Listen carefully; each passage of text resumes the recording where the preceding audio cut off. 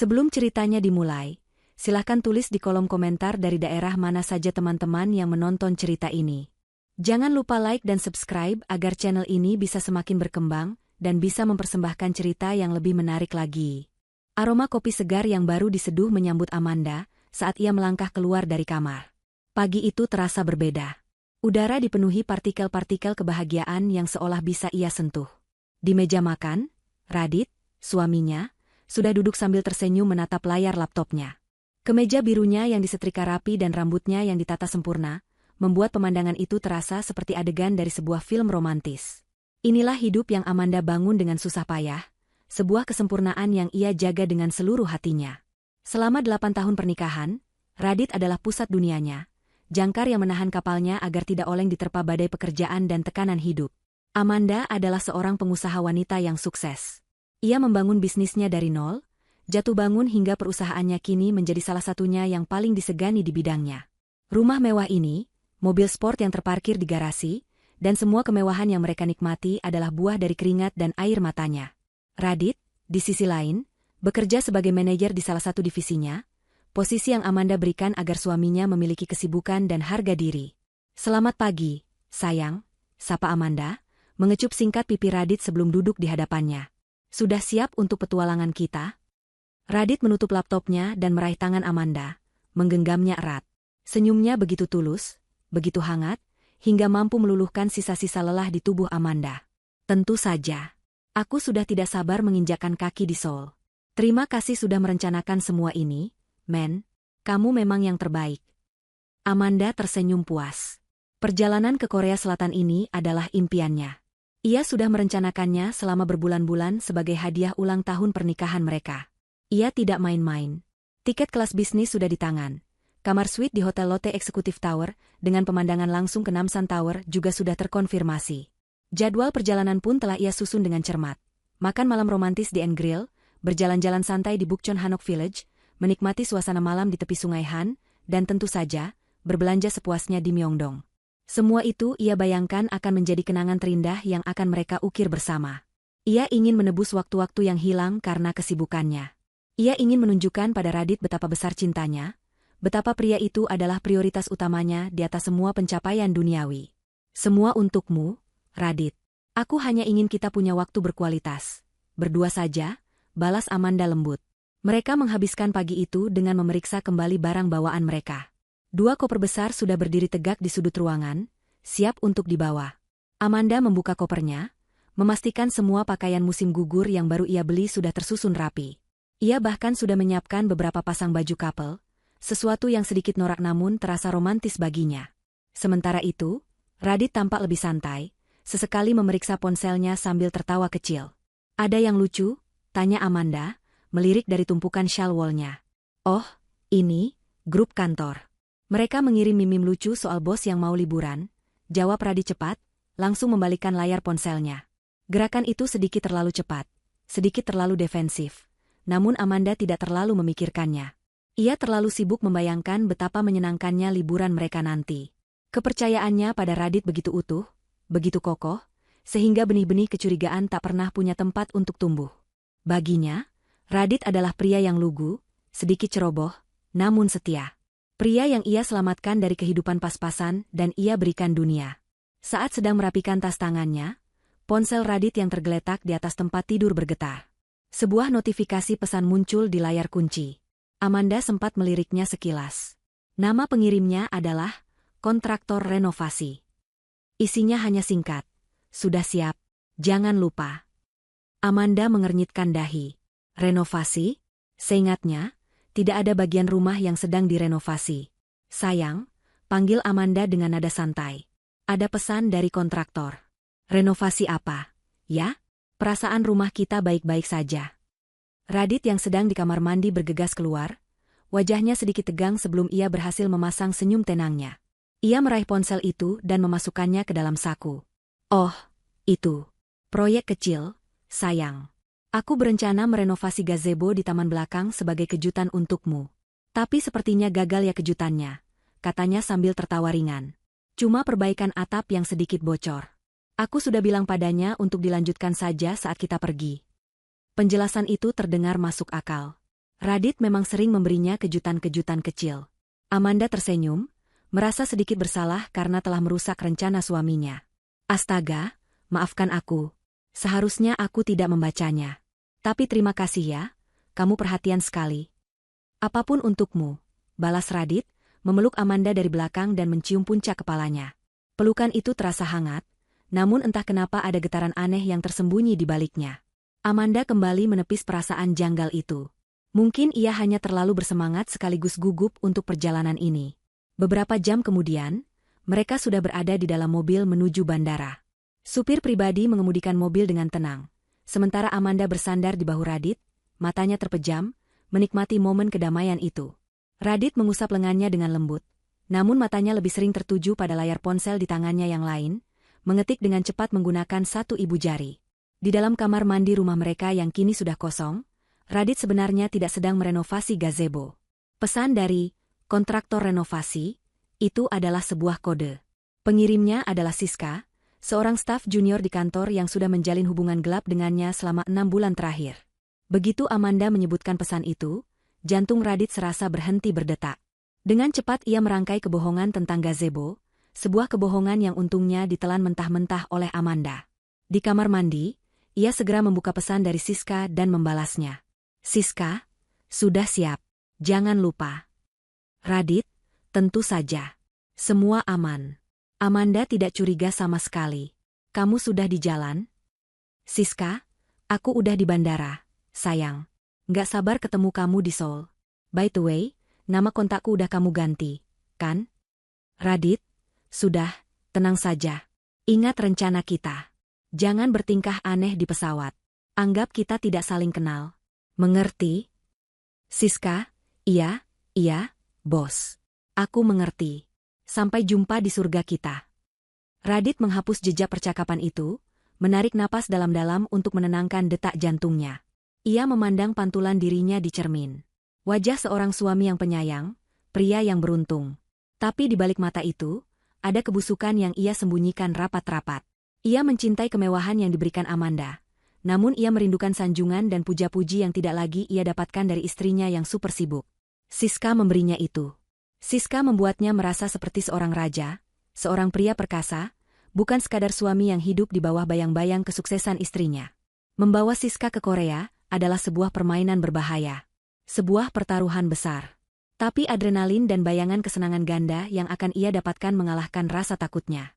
Ia akan mendapatkan liburan mewah bersama Amanda, sekaligus petualangan panas bersama Siska.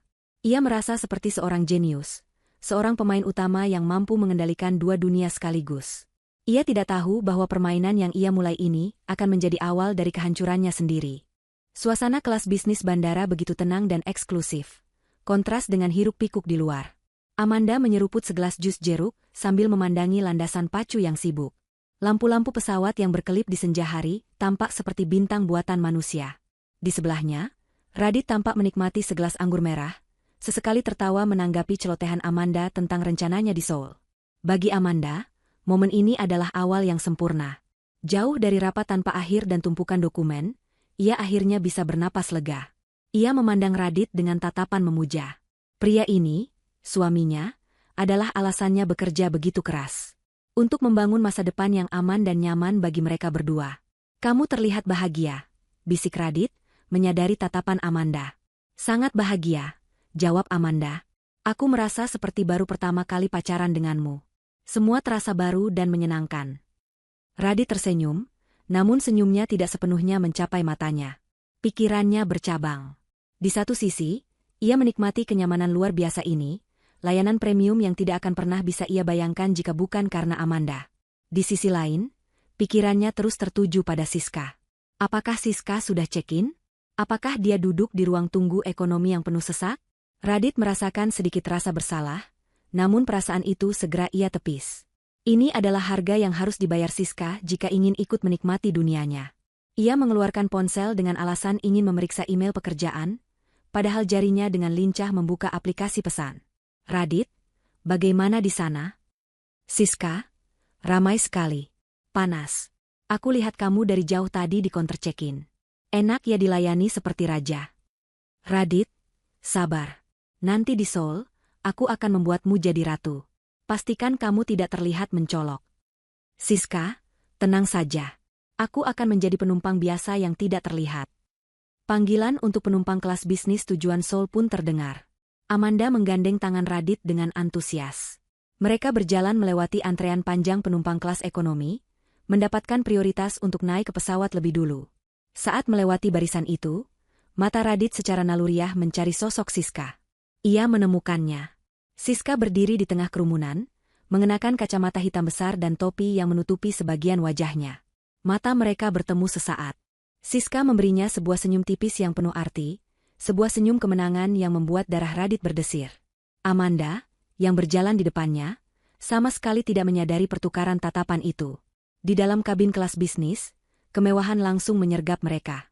Kursi yang bisa direbahkan menjadi tempat tidur datar, layar hiburan pribadi yang besar, dan pramugari yang menyambut mereka dengan segelas sampanye. Amanda bersorak kecil seperti anak-anak, mencoba semua tombol di kursinya. Radit hanya tertawa, berusaha keras untuk terlihat santai dan menikmati momen itu bersama istrinya. Namun, kegelisahannya semakin menjadi. Dinding tipis memisahkan dunianya yang nyaman ini dengan dunianya yang penuh rahasia di kabin belakang. Satu kesalahan kecil saja, dan semuanya akan hancur berantakan. Setelah pesawat lepas landas dan mencapai ketinggian jelajah, lampu kabin diredupkan. Amanda memutuskan untuk menonton film, menyandarkan kepalanya di bahu Radit. Tak lama kemudian, napasnya menjadi teratur, pertanda ia sudah terlelap. Inilah kesempatan yang ditunggu Radit. Dengan sangat hati-hati, ia melepaskan diri dari sandaran Amanda, menyelimutinya dengan rapat, lalu bangkit dari kursinya. Ia berjalan menuju bagian belakang pesawat dengan alasan ingin ke toilet. Jantungnya berdebar kencang saat ia melewati tirai yang memisahkan kelas bisnis dan ekonomi. Suasananya langsung berubah. Lebih sempit, lebih bising. Ia berjalan menyusuri lorong, berpura-pura mencari toilet, padahal matanya awas mencari nomor kursi Siska. Ia menemukannya duduk di dekat jendela. Siska sedang mendengarkan musik melalui earphone, namun matanya langsung berbinar saat melihat Radit mendekat. Radit hanya memberinya isyarat kecil dengan kepala, menyuruhnya untuk tetap tenang, lalu ia masuk ke dalam toilet yang ada di dekat situ. Beberapa menit kemudian, Siska menyusul. Ia mengetuk pintu toilet dengan kode yang sudah mereka sepakati. Radit membukanya sedikit, menarik Siska masuk ke dalam ruang sempit itu. "Kamu gila? Bagaimana kalau ada yang lihat?" bisik Siska, separuh protes separuh senang. "Aku hanya ingin memastikan kamu baik-baik saja," balas Radit, napasnya memburu. Adrenalin dari aksi nekat ini membuatnya merasa hidup. "Dengar, setelah mendarat, jangan terburu-buru. Biarkan aku dan Amanda keluar lebih dulu. Aku akan memberimu kunci kartu cadangan hotel. Kamarmu ada di lantai yang sama dengan kami, nomor 1708. Kamarku 1701. Jangan pernah datang ke kamarku kecuali aku yang menyuruhmu. Kita akan berkomunikasi hanya lewat pesan. Paham?" Siska mengangguk, matanya berkilat penuh ambisi. "Paham, Kapten. Aku suka permainan ini." Mereka tidak bisa berlama-lama. Setelah bertukar beberapa kata lagi, Siska keluar lebih dulu, kembali ke tempat duduknya seolah tidak terjadi apa-apa. Radit menunggu beberapa saat sebelum akhirnya keluar dan kembali ke kursinya di kelas bisnis. Amanda masih tertidur pulas, tidak menyadari pengkhianatan yang baru saja terjadi beberapa meter darinya, di ketinggian 30.000 kaki di atas permukaan bumi. Pesawat akhirnya mendarat di Bandara Internasional Incheon. Udara sejuk Korea langsung menyambut mereka begitu pintu pesawat terbuka. Amanda tampak begitu bersemangat, wajahnya berseri-seri. Rencana Radit pun dimulai. Saat mereka berjalan menuju bagian imigrasi, Radit tiba-tiba memegangi perutnya. "Aduh, sayang, perutku tiba-tiba sakit sekali. Sepertinya salah makan di lounge tadi," keluhnya dengan ekspresi meyakinkan. "Kamu duluan saja ke antrean imigrasi, biar tidak terlalu lama. Aku mau ke toilet sebentar. Nanti aku menyusul." Amanda tampak khawatir. "Kamu yakin tidak apa-apa? Mau aku temani?" "Tidak usah, tidak usah. Ini hanya sakit perut biasa. Kamu duluan saja, aku janji tidak akan lama," desak Radit. Dengan sedikit ragu, Amanda akhirnya mengangguk dan berjalan lebih dulu menuju aula imigrasi yang ramai. Begitu Amanda hilang dari pandangan, Radit segera berbalik arah. Ia tidak pergi ke toilet. Ia berjalan cepat ke area kedatangan domestik yang lebih sepi, tempat yang sudah ia tentukan sebagai titik pertemuan dengan Siska. Ia melihat Siska sudah menunggunya di dekat sebuah pilar besar, berpura-pura sibuk dengan ponselnya. Radit mendekat dengan langkah cepat. Tanpa banyak bicara, ia menyelipkan sebuah amplop kecil ke dalam tas tangan Siska. Di dalamnya ada kunci kartu hotel dan sejumlah uang tunai dalam mata uang won. Ingat semua yang aku katakan. Hati-hati. Jangan hubungi aku sebelum aku yang menghubungimu, bisik Radit cepat. Tenang saja, balas Siska dengan senyum penuh percaya diri. Pertemuan itu hanya berlangsung beberapa detik. Radit segera berbalik dan berjalan cepat menuju imigrasi, menyusul Amanda yang sudah menunggunya di dekat konter. Sudah baik kan? Tanya Amanda cemas. Sudah, jauh lebih baik. Maaf ya membuatmu menunggu, jawab Radit sambil tersenyum. Ia meraih tangan Amanda dan menggenggamnya, seolah-olah ia adalah suami paling setia di dunia. Di dalam tas tangan wanita lain, kunci menuju kamar di sebelah mereka sudah berpindah tangan, menjadi bom waktu yang siap meledak kapan saja. Petualangan impian Amanda telah dimulai. Namun tanpa ia sadari, ia tidak hanya berlibur berdua dengan suaminya. Ada penumpang gelap yang ikut dalam perjalanan mereka, seorang penumpang yang siap merampas semua kebahagiaan yang ia miliki. Perjalanan dari Bandara Incheon menuju pusat kota Seoul terasa seperti mimpi bagi Amanda. Gedung-gedung pencakar langit yang futuristik berdiri berdampingan dengan istana-istana kuno yang megah di kejauhan. Lampu-lampu neon dalam aksara Hangul menari-nari di sepanjang jalan, menciptakan palet warna yang memukau di tengah senja yang mulai temaram. Amanda tidak henti-hentinya menempelkan wajahnya di jendela limusin bandara yang mereka sewa, menunjuk ke setiap hal menarik yang ia lihat. Lihat itu, Radit, jembatan Banpo. Aku baca kalau malam hari ada pertunjukan air mancurnya. Kita harus ke sana. Serunya, matanya berbinar seperti anak kecil di toko permen. Tentu, sayang. Apapun yang kamu mau, jawab Radit, berusaha menandingi antusiasme Amanda. Namun, pikirannya tidak sepenuhnya berada di sana. Setiap kali ponselnya bergetar di dalam sakunya, jantungnya berdebar sedikit lebih kencang.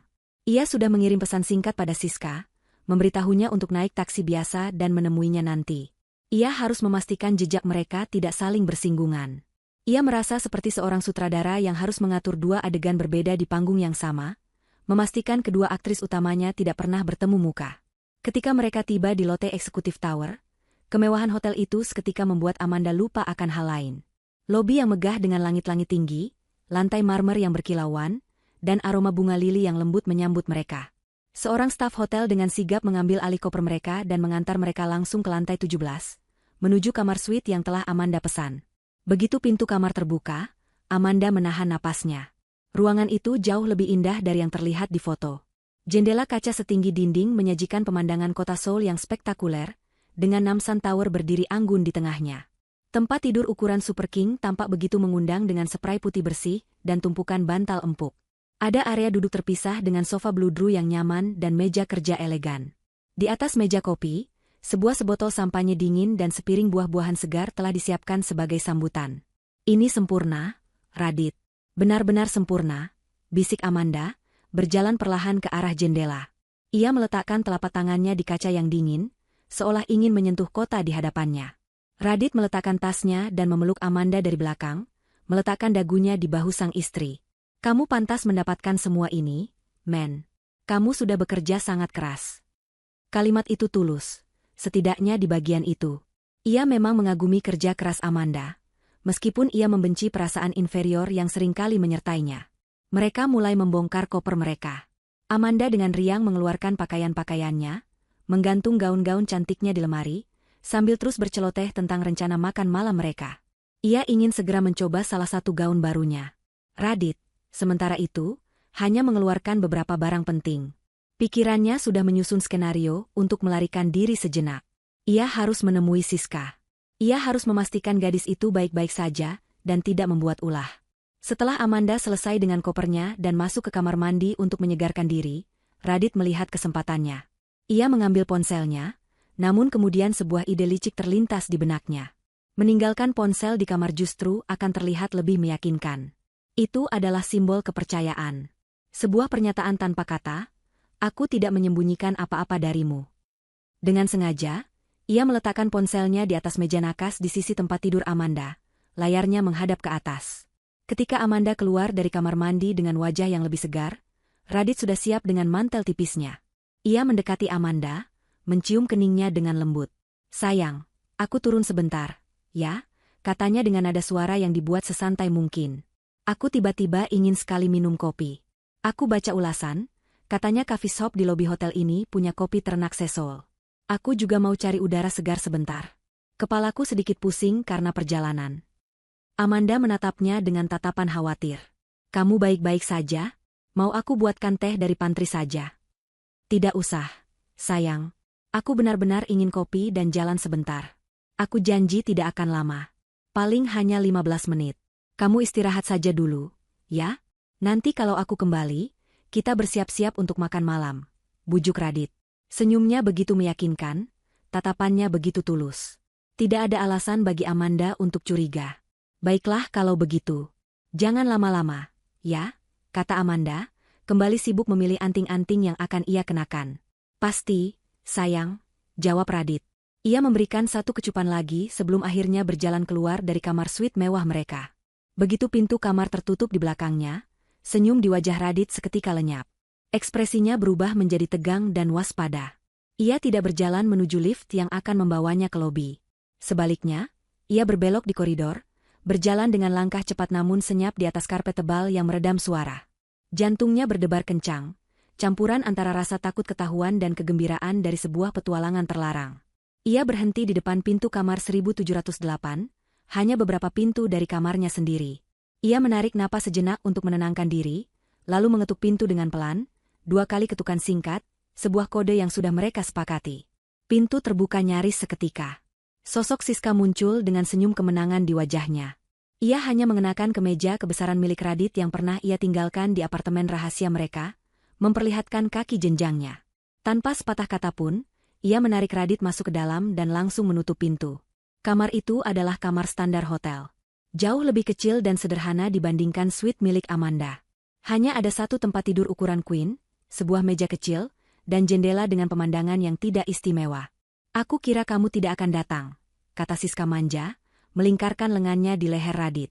Radit melepaskan pelukan Siska dengan lembut. Aku sudah bilang akan datang. Semuanya aman? Aman. Tapi aku bosan. Dan lapar, rengek Siska. Lihat, aku sudah menyiapkan makan malam kita. Ia menunjuk ke arah meja kecil di sudut ruangan. Di atasnya ada 2 mangkuk ramen instan yang masih mengepulkan uap panas, diseduh dengan air dari ketel listrik hotel. Kopinya sudah siap, sayang, katanya dengan nada menyindir. Radit tertawa kecil. Inilah yang ia suka dari Siska. Gadis itu tidak rumit, penuh semangat, dan selalu bisa membuatnya tertawa. Bersama Siska, ia tidak perlu menjadi seorang manajer yang dihormati atau suami dari seorang wanita hebat. Ia bisa menjadi dirinya sendiri. Mereka duduk di tepi tempat tidur, menyeruput ramen panas itu langsung dari mangkuknya. Pemandangan itu begitu kontras dengan citra pria berkelas yang baru saja ia tinggalkan di kamar suite beberapa menit yang lalu. Di sini, ia melahap mie instan murah. Di sana, Amanda mungkin sedang bersiap untuk makan malam di restoran berbintang. Jadi, bagaimana rasanya di kamar seorang ratu? Tanya Siska, rasa cemburu terdengar jelas dalam suaranya. Hanya kamar biasa, bohong Radit. Tidak usah dipikirkan. Yang penting sekarang kita di sini, berdua. Ia tahu ia sedang bermain dengan api. Ia sadar betul bahwa ia sedang mengkhianati wanita yang telah memberinya segalanya. Namun, di dalam kamar sempit yang beraroma kaldu instan itu, semua rasa bersalahnya menguap. Yang ada hanyalah kepuasan ego dan nafsu. Ia memandang Siska yang tertawa riang, dan untuk sesaat, ia benar-benar lupa pada Amanda yang sedang menunggunya dengan setia di kamar 1701. Ia lupa pada janjinya untuk kembali dalam 15 menit. Ia lupa pada semua kebaikan dan cinta yang telah ia terima. Di dalam pelukan Siska, ia hanya mengingat satu hal, dirinya sendiri. Secangkir kopi yang ia janjikan pada Amanda telah berubah menjadi semangkuk ramen pahit kebohongan, dan ia menelannya bulat-bulat tanpa sedikit pun penyesalan. Amanda merasa begitu damai. Setelah Radit pergi, ia memutuskan untuk berendam air hangat di bak mandi marmer yang mewah. Ia menyalakan beberapa lilin aromaterapi yang selalu ia bawa saat bepergian, memutar lagu-lagu jazz yang lembut dari ponselnya, dan membiarkan tubuhnya rileks di dalam air hangat yang ditaburi garam mawar. Sambil memejamkan mata, ia membayangkan masa depannya bersama Radit. Mungkin setelah proyek besarnya selesai tahun depan, ia akan mengambil cuti panjang. Mereka bisa berkeliling Eropa, atau mungkin membeli sebuah villa di Bali dan menghabiskan lebih banyak waktu di sana. Ia bahkan mulai berpikir tentang memiliki anak, sesuatu yang selalu ia tunda karena kesibukannya. Kini, ia merasa siap. Liburan ini adalah titik baliknya. Setelah selesai berendam, ia mengenakan jubah mandi sutra yang disediakan hotel dan berjalan ke arah jendela. Kota Seoul di malam hari adalah sebuah permadani cahaya yang berkelip-kelip. Indah sekali. Ia tersenyum, merasa bersyukur atas semua yang ia miliki. Radit mungkin sebentar lagi kembali dengan kopinya. Mungkin mereka bisa minum sampahnya dulu sebelum bersiap-siap makan malam. 15 menit berlalu. Lalu 30 menit. Amanda melirik jam. Radit belum juga kembali. Mungkin antrean di coffee shop sangat panjang. Pikirnya positif. Ia memutuskan untuk mulai menata riasannya agar nanti tidak terburu-buru. Ia duduk di depan meja rias, dengan telaten mengaplikasikan alas bedak dan perona pipi, sambil sesekali melirik ke arah pintu, menanti suara pintu terbuka. 1 jam berlalu. Perasaan Amanda mulai tidak enak. Jantungnya berdebar sedikit lebih cepat. Ia mencoba menepis pikiran-pikiran buruk. Mungkin Radit bertemu dengan kenalan bisnis di lobi? Atau mungkin ia tersesat saat berjalan-jalan di sekitar hotel? Tapi ini aneh. Radit berjanji tidak akan lama. Saat itulah ponsel Radit yang tergeletak di meja nakas bergetar. Amanda menoleh. Sebuah notifikasi muncul di layar kuncinya. Bukan panggilan telepon, melainkan notifikasi dari aplikasi mobile banking. Amanda tidak berniat membacanya, namun kalimat itu seolah melompat ke matanya. Pembayaran sebesar KRW 35,000 telah berhasil di Myeongdong Ramen House. Amanda mengerutkan keningnya dalam-dalam. Myeongdong Ramen House? Bukankah Radit bilang ia membeli kopi di lobi hotel? Nama itu terdengar seperti nama sebuah kedai makan, bukan coffee shop hotel bintang 5. Dan Myeongdong? Itu adalah sebuah distrik perbelanjaan, bukan di dalam hotel ini. Kecurigaan pertama, yang dingin dan tajam, mulai menusuk hatinya. Ada sesuatu yang tidak beres. Tangannya terulur, ragu-ragu, sebelum akhirnya meraih ponsel itu. Jantungnya berdebar kencang. Ia merasa seperti seorang penyusup, melanggar privasi suaminya sendiri. Tapi firasatnya mengatakan ia harus melakukannya. Ia harus tahu. Ia menekan tombol daya, dan layar meminta kata sandi. Ia terdiam sejenak. Apa kata sandinya? Ia mencoba tanggal lahir Radit. Gagal. Tanggal lahirnya. Gagal. Lalu ia teringat. Radit pernah memberitahunya dengan bangga bahwa kata sandinya adalah sesuatu yang tidak akan pernah ia lupakan. Amanda mengetikkan tanggal pernikahan mereka, 1012. Ponsel itu terbuka. Untuk beberapa detik, Amanda hanya menatap layar utama, merasa bersalah sekaligus takut dengan apa yang mungkin akan ia temukan. Ia membuka aplikasi perbankan lebih dulu. Benar saja. Transaksi di kedai ramen itu tercatat jelas. Bukan hanya itu, ada beberapa transaksi kecil lainnya di sebuah minimarket beberapa jam yang lalu, saat mereka seharusnya baru tiba di hotel. Untuk apa Radit ke minimarket? Tangan Amanda mulai gemetar. Ia keluar dari aplikasi bank dan jarinya secara naluriah membuka aplikasi pesan. Matanya langsung tertuju pada sebuah nama kontak yang familiar. Kontraktor renovasi. Nama yang ia lihat pagi tadi. Dengan hati yang berdebar tak karuan, ia membuka riwayat percakapan itu. Jantungnya serasa berhenti berdetak. Itu bukan percakapan tentang renovasi gazebo. Itu adalah percakapan mesra. Panggilan, sayang, emoji hati dan cium, kalimat-kalimat genit yang membuatnya mual. Amanda terus menggulir ke atas, membaca percakapan-percakapan lama yang lupa dihapus oleh Radit. Ia membaca rencana mereka untuk perjalanan ke Korea ini. Ia membaca bagaimana Radit mengajarinya cara mengelabui Amanda. Ia membaca pesan dari wanita itu pagi ini, yang isinya sama sekali bukan tentang pekerjaan. Dunianya mulai retak. Belum cukup, rasa sakit itu mendorongnya untuk mencari lebih jauh. Ia membuka galeri foto. Awalnya semua tampak normal. Foto-foto mereka berdua, foto keluarga, foto pekerjaan. Lalu ia melihat sebuah folder tersembunyi yang diberi nama Proyek. Dengan jari yang gemetar hebat, ia membukanya. Di dalamnya ada puluhan foto dan video yang menghancurkan sisa-sisa hatinya. Foto Radit sedang mencium seorang wanita yang lebih muda, yang ia kenali sebagai Siska, staf baru di kantornya. Foto mereka berpelukan di dalam mobil. Foto selfie di sebuah apartemen yang tidak ia kenali, Siska hanya mengenakan kemeja Radit. Video singkat mereka tertawa bersama di sebuah kafe. Semuanya adalah bukti nyata dari sebuah kehidupan ganda yang Radit jalani tepat di belakang punggungnya. Napas Amanda menjadi sesak. Udara di dalam kamar suite yang mewah itu terasa begitu tipis, tidak mampu mengisi paru-parunya. Tapi ia belum selesai. Ia harus tahu semuanya. Ia membuka aplikasi email, mengetikkan nama, Siska, di kolom pencarian. Dan di sanalah bukti terakhir yang memaku peti mati pernikahannya. Sebuah email konfirmasi tiket pesawat dari maskapai yang sama, penerbangan yang sama, dengan nama penumpang Siska Anindita. Dan di bawahnya, sebuah email konfirmasi pemesanan kamar dari Hotel Lotte, untuk kamar nomor 1708. Di lantai yang sama. Ponsel itu terlepas dari genggamannya, jatuh ke karpet tebal tanpa suara. Amanda terduduk di tepi tempat tidur. Ia tidak berteriak. Ia tidak menangis. Wajahnya pucat pasi, matanya menatap kosong ke pemandangan kota Seoul yang berkelip-kelip. Pemandangan yang beberapa jam lalu terlihat begitu indah kini tampak seperti sebuah ejekan. Rasa sakitnya begitu dalam, begitu luar biasa, hingga melampaui kemampuan tubuhnya untuk merespons dengan air mata. Yang ia rasakan adalah kehampaan yang dingin. 8 tahun pernikahannya, semua cinta, kepercayaan, dan pengorbanannya, ternyata hanyalah sebuah lelucon besar.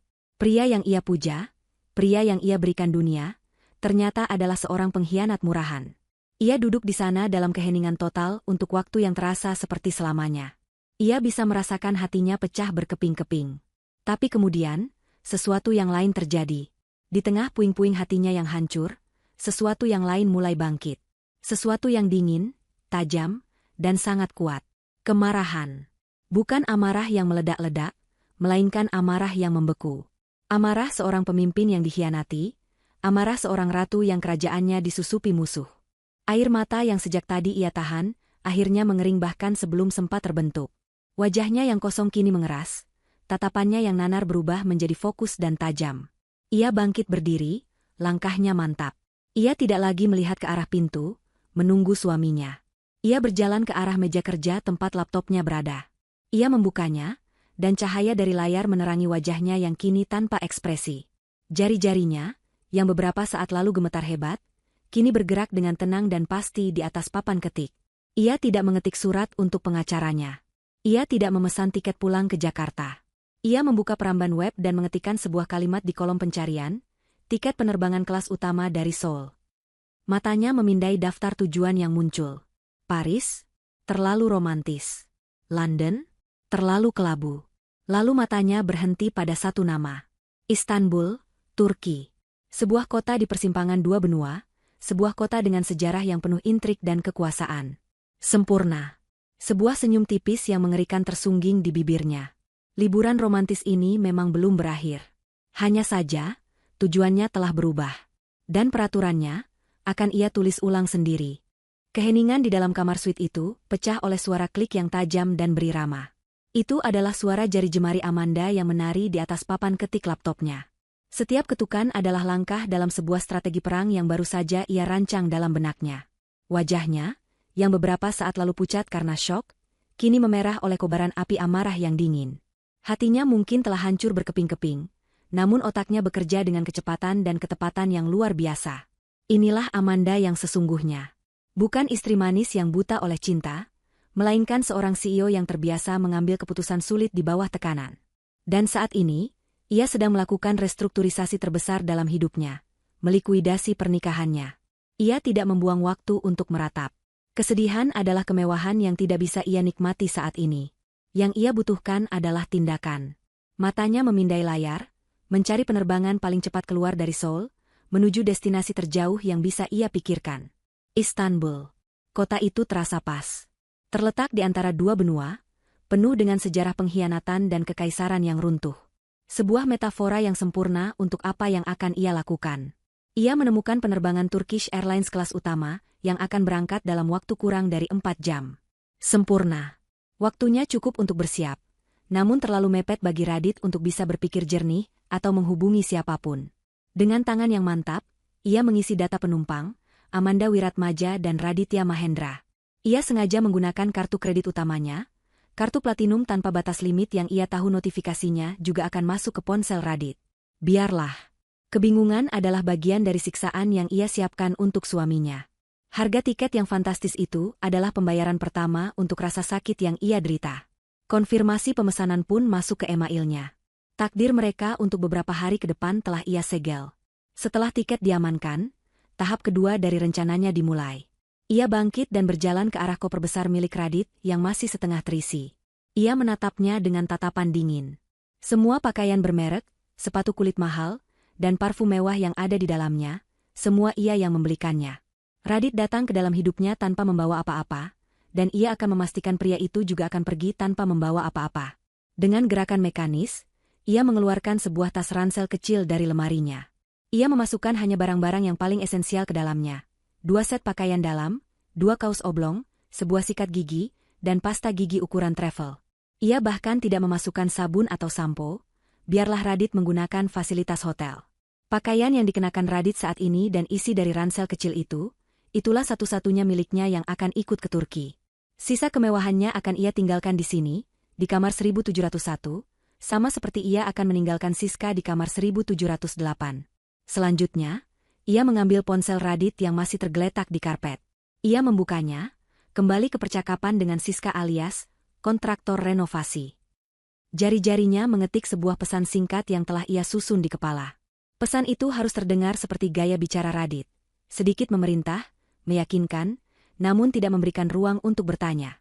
Rencana berubah. Ada urusan mendadak. Tetap di hotel. Jangan hubungi aku. Tunggu instruksi selanjutnya. Aku akan urus semuanya. Pesan yang sempurna. Kata, urusan mendadak, akan membuat Siska berpikir ada masalah pekerjaan atau keluarga. Kata, tetap di hotel, adalah perintah yang akan membuatnya diam di tempat. Dan kalimat terakhir, aku akan urus semuanya, adalah janji palsu yang akan menenangkannya untuk sementara waktu. Setelah pesan terkirim, Amanda tidak langsung menutupnya. Dengan ketelitian seorang ahli forensik digital, ia menghapus pesan yang baru saja ia kirim dari log percakapan, lalu membersihkan cache aplikasi untuk memastikan tidak ada jejak yang tertinggal. Ia meletakkan kembali ponsel itu di meja nakas, persis di posisi semula. Sekarang, untuk persiapan dirinya sendiri, Amanda berjalan ke kamar mandi dan menatap pantulan dirinya di cermin. Wajah seorang wanita yang dikhianati. Tapi ia tidak akan membiarkan dunia melihatnya seperti itu. Ia akan menjadi seorang wanita yang memegang kendali. Ia menghapus sisa riasannya dan mengulanginya dari awal. Kali ini, ia mengaplikasikan eyeliner yang lebih tajam dan lipstik merah menyala yang berani. Ia memilih salah satu gaun terbaiknya, sebuah gaun sutra berwarna zamrud yang memeluk tubuhnya dengan pas. Ia menyemprotkan parfum favoritnya, aroma melati dan cendana yang memancarkan aura kekuasaan. Transformasinya selesai. Istri yang terluka telah mati, dan seorang ratu yang siap berperang telah lahir. Ia mengambil botol sampahnya dari atas meja, membukanya dengan sebuah letupan kecil yang memecah keheningan, dan menuang isinya ke dalam 2 gelas kristal. Ia meletakkan gelas-gelas itu di meja, di sebelah laptopnya yang masih menyala, menampilkan email konfirmasi tiket ke Turki. Ia duduk di sofa, menyilangkan kakinya, dan menunggu. Setiap detik penantian terasa seperti setetes racun yang ia kumpulkan untuk disajikan kepada suaminya. Pintu kamar akhirnya terbuka. Radit masuk dengan senyum canggung di wajahnya, membawa sekantong kecil belanjaan dari minimarket. Sayang, maaf lama sekali, katanya, suaranya terdengar sedikit bersalah. Antrean kopinya panjang sekali. Lalu aku lihat ada beberapa camilan khas Korea di minimarket, jadi aku belikan untukmu. Ia menyodorkan kantong itu, berharap bisa meredakan kekesalan Amanda karena menunggunya terlalu lama. Namun, yang ia lihat bukanlah wajah kesal. Amanda menyambutnya dengan senyum paling lebar dan paling cerah yang pernah ia lihat. Matanya berbinar-binar, gaunnya tampak memukau, dan suasana di kamar itu terasa begitu meriah. Radit bingung. Tidak apa-apa, sayang. Lupakan kopinya, kata Amanda dengan suara riang, bangkit dari sofa dan berjalan ke arah Radit. Ia mengambil kantong belanjaan itu dan meletakkannya di meja tanpa melihat isinya. Karena selagi kamu pergi, aku punya ide yang jauh lebih baik. Ide paling gila dan paling romantis yang pernah ada. Radit semakin bingung. Ide apa? Amanda meraih tangan Radit dan menariknya ke arah meja tempat laptopnya berada. Lihat ini, serunya, menunjuk ke layar. Aku punya kejutan. Lupakan Korea. Aku pikir, kenapa kita harus berhenti di sini? Dunia ini begitu luas. Jadi, aku baru saja memesan tiket untuk kita berdua ke Istanbul, Turki. Penerbangannya malam ini juga, beberapa jam lagi. Bukankah itu luar biasa? Radit menatap layar laptop itu, matanya membelalak. Tiket kelas utama. Turkish Airlines. Tujuan Istanbul. Tanggal keberangkatan hari ini. Jantungnya serasa jatuh ke perut. Turki? Malam ini? Bagaimana dengan Siska? Bagaimana dengan semua rencananya? Kepanikan mulai merayap di dalam dirinya. "To Turki? Sayang, ini terlalu mendadak," katanya tergagap, berusaha mencari alasan. "Barang-barang kita bahkan belum melihat-lihat Seoul." Amanda tertawa, tawanya terdengar seperti lonceng kristal, namun ada nada baja di baliknya. "Justru itu serunya, sayang, spontanitas. Soal barang-barang, aku sudah siapkan ransel kecil untukmu dengan semua keperluan dasar. Sisanya bisa kita beli di sana. Anggap saja ini petualangan. Hanya kita berdua, menjelajahi kota yang eksotis. Ayolah, Radit. Kapan lagi kita bisa segila ini? Kamu selalu bilang aku terlalu kaku dan terlalu perencana. Nah, ini aku, menjadi spontan untukmu." Amanda telah memasang jebakan yang sempurna. Setiap kata-katanya adalah jeruji besi yang mengurungnya. Ia tidak bisa menolak. Menolak kejutan semewah dan seromantis ini akan membuatnya terlihat tidak tahu berterima kasih dan sangat mencurigakan. Apa alasannya? Ia tidak bisa bilang, "Maaf, aku tidak bisa ke Turki karena selingkuhanku menunggu di kamar sebelah." Ia terpojok. Melihat keraguan di wajah Radit, Amanda memasang ekspresi pura-pura sedih. "Kamu tidak suka kejutanku?" tanyanya dengan suara lirih. Bukan begitu," sergah Radit cepat, tidak ingin menimbulkan kecurigaan lebih lanjut. "Aku hanya terkejut. Tentu saja aku suka. Ini luar biasa, men. Kamu memang penuh kejutan." Ia memaksakan seulas senyum, sementara di dalam kepalanya, alarm bahaya berbunyi nyaring. Ia harus segera menghubungi Siska, tapi bagaimana caranya? Seolah bisa membaca pikirannya, Amanda mengambil gelas sampanye dan menyodorkannya pada Radit. "Kalau begitu, bersulang untuk petualangan gila kita. Sekarang cepat ganti bajumu. Taksi ke bandara sudah aku pesan, akan tiba dalam 30 menit." Radit tidak tahu harus berbuat apa. Ia terjebak dalam permainan yang bahkan tidak ia sadari sedang dimainkan. Sementara ia berganti pakaian dengan pikiran kacau, Amanda memunguti ponselnya dan ponsel Radit. "Biar aku yang pegang ini. Kamu fokus saja bersiap-siap," katanya dengan senyum manis. Radit hanya bisa mengangguk pasrah. Ia kini benar-benar terputus dari Siska. Saat mereka berjalan keluar dari kamar suite itu, Amanda dengan sengaja menekan tombol "Do Not Disturb" di panel pintu elektronik, memastikan tidak ada staf hotel yang akan mengganggu kamar kosong itu. Saat mereka berjalan menyusuri koridor, melewati kamar 1708, Amanda melirik sekilas ke arah pintu itu. Di baliknya, ada pion yang siap ia korbankan. Di sampingnya, ada raja yang akan segera ia sekakmat. Permainan caturnya baru saja dimulai. Di dalam kamar 1708, Siska merasa seperti berada di puncak dunia. Radit baru saja pergi beberapa jam yang lalu, meninggalkan aroma parfumnya yang mahal dan janji-janji manis di udara. Siska merebahkan dirinya di tempat tidur, memeluk bantal sambil tersenyum puas. Ia berhasil. Ia tidak hanya berhasil memikat Radit, tapi ia juga berhasil ikut ke Korea, tepat di bawah hidung istri tua itu. Ia membayangkan Amanda yang membosankan itu sedang duduk sendirian di kamar mewahnya, sementara suaminya baru saja bersenang-senang dengannya. Kemenangan ini terasa begitu manis. Ia menghabiskan waktu dengan mencoba gaun-gaun baru yang ia beli khusus untuk perjalanan ini, berfoto selfie dengan berbagai pose genit untuk dikirimkan kepada Radit nanti. Ia bahkan memesan makan malam dari layanan kamar, menggunakan sisa uang won yang diberikan Radit, merasa seperti seorang sosialita sejati. Ia membayangkan hari-hari berikutnya, Radit akan mencari alasan untuk keluar dari kamarnya, menemuinya, dan mereka akan berjalan-jalan di Seoul, berpegangan tangan seperti pasangan sungguhan. Radit pasti akan membelikannya tas bermerek yang sudah lama ia incar. Hidup terasa begitu sempurna. Kemudian, ponselnya bergetar. Sebuah pesan masuk dari Radit. Siska membukanya dengan semangat, berharap itu adalah ajakan untuk bertemu lagi. Namun, isi pesannya membuatnya mengernyitkan dahi. Rencana berubah. Ada urusan mendadak. Tetap di hotel. Jangan hubungi aku. Tunggu instruksi selanjutnya. Aku akan urus semuanya. Siska membaca pesan itu berulang kali. Aneh. Tidak ada panggilan, sayang, tidak ada emoji. Gayanya terasa dingin dan memerintah. Tapi mungkin memang ada urusan pekerjaan yang mendadak. Radit kan seorang manajer. Mungkin Amanda menyuruhnya melakukan sesuatu. Aku akan urus semuanya. Kalimat itu sedikit menenangkannya. Radit pasti sedang mencari cara agar mereka tetap bisa bersama. Ia memutuskan untuk patuh. Ia akan menjadi gadis penurut yang sabar. Ia membalas singkat, "Oke, sayang. Aku tunggu kabarmu." Lalu kembali bersantai, menonton drama Korea di televisi hotel. 1 jam berlalu. 2 jam.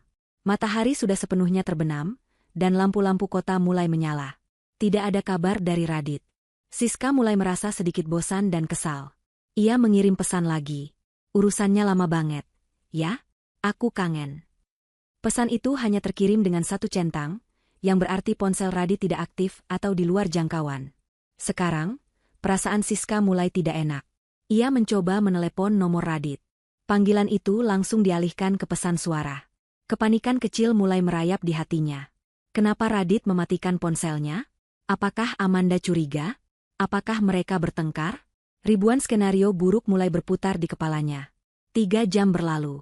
4 jam. Perutnya mulai keroncongan lagi, tapi ia tidak berani memesan makanan lagi karena uangnya terbatas. Kegelisahannya semakin menjadi. Ia berjalan mondar-mandir di dalam kamar yang terasa semakin sempit. Keheningan itu terasa memekakan telinga.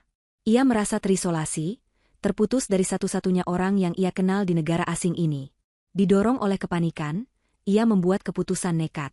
Ia harus memeriksa kamar Radit. Mungkin saja Radit meninggalkan petunjuk untuknya. Dengan mengendap-endap, ia keluar dari kamarnya dan berjalan ke kamar 1701. Jantungnya berdebar kencang saat ia berdiri di depan pintu yang megah itu. Lampu indikator, "Do Not Disturb," menyala merah, seperti sebuah tanda peringatan. Ia menempelkan telinganya ke pintu. Sunyi. Tidak ada suara televisi, tidak ada suara orang berbicara. Hanya hening. Ia mencoba mengetuk dengan sangat pelan, namun tidak ada jawaban. Perasaan takut yang sebenarnya mulai mencengkeramnya. Apa yang sedang terjadi? Di mana Radit? Apakah Amanda telah melakukan sesuatu padanya? Kembali ke kamarnya, Siska mencoba menelepon Radit berulang kali, namun hasilnya tetap sama. Ia merasa semakin putus asa. Uang tunainya hampir habis. Ia tidak tahu cara pulang ke bandara, tidak tahu harus menghubungi siapa. Ia benar-benar sendirian. Rasa lapar dan panik akhirnya mendorongnya keluar dari hotel. Ia berpikir mungkin ia bisa mencari makan yang lebih murah di luar dan mencari ATM untuk mencoba menarik uang, meskipun ia ragu kartunya bisa digunakan di luar negeri. Mengenakan jaket tipis, ia melangkah keluar ke jalanan Seoul yang ramai. Kota yang tadinya tampak glamor kini terlihat mengintimidasi. Orang-orang berlalu lalang, berbicara dalam bahasa yang tidak ia mengerti.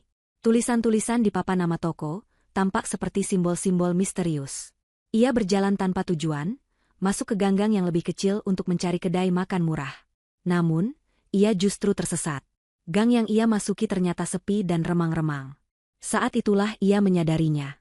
3 orang pria berpenampilan urakan sedang berdiri di ujung gang, menatapnya dengan tatapan aneh. Mereka mulai berjalan mendekatinya. Siska panik. Ia berbalik untuk lari, namun 2 pria lain muncul dari belakang, menghalangi jalannya. Jantung Siska serasa mau copot. Mereka mengelilinginya, berbicara dalam bahasa Korea dengan nada yang kasar dan mengancam. Siska tidak mengerti apa yang mereka katakan, tapi ia bisa melihat niat buruk di mata mereka.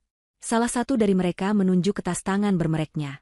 Siska menggelengkan kepalanya dengan ketakutan.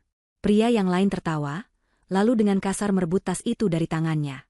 Mereka membuka tasnya, mengeluarkan dompetnya, dan mengambil semua sisa uang won yang ada di dalamnya. Mereka melihat ponselnya, namun sepertinya tidak tertarik. Setelah mengambil uangnya, salah satu dari mereka mendorong bahu Siska hingga ia terhuyung ke belakang. Lalu, sambil tertawa terbahak-bahak, mereka pergi begitu saja, meninggalkannya sendirian di gang gelap itu. Siska gemetar hebat, air matanya akhirnya tumpah. Ia tidak pernah merasa setakut dan sehina ini seumur hidupnya. Ia bukan lagi wanita simpanan yang glamor, ia adalah korban, seorang turis bodoh yang terdampar di negeri orang.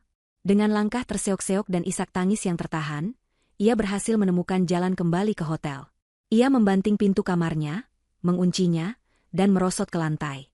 Kenyataan yang pahit itu akhirnya menghantamnya dengan keras. Pesan aneh itu, ponsel yang tidak aktif, keheningan yang menakutkan. Radit tidak sedang dalam masalah pekerjaan. Radit telah meninggalkannya. Ia telah dibuang, ditinggalkan sendirian di negara asing tanpa uang, tanpa siapapun yang bisa dihubungi. Isak tangisnya berubah menjadi jeritan frustrasi. Ia telah dipermainkan. Ia hanyalah pion dalam permainan Radit dan Amanda. Dalam keputusasaannya, matanya yang sembab menatap pada barang-barang yang masih menempel di tubuhnya. Jam tangan mewah pemberian Radit. Cincin berlian kecil yang ia beli dengan kartu kredit pria itu. Kalung emas di lehernya. Barang-barang itu bukan lagi simbol kemenangan. Kini, barang-barang itu adalah satu-satunya harapan.